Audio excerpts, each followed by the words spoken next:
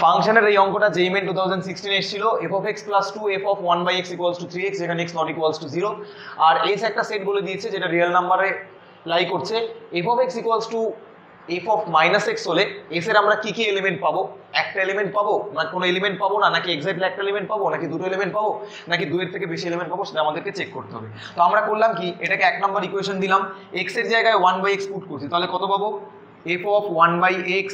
plus 2 f of x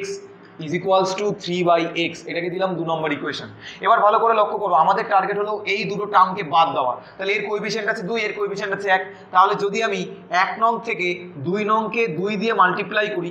তাহলে দেখতে পাচ্ছ এখানে 1 by x কেটে যাবে এই অপারেশনটা করলে তোমরা f of x এর ভ্যালু পাবে 2 by x minus x ওকে তাহলে এবার আমাকে কোশ্চেনে কি বলেছে আমাকে কোশ্চেনে বলেছে f of x equals to f of minus x হবে তো f of x এর ভ্যালু কত f of x এর ভ্যালু হলো 2 by x minus x equals to f of minus x মানে কত হবে 2 by minus x plus x এখান থেকে যদি আমরা সলভ করি x এর ভ্যালু পাবো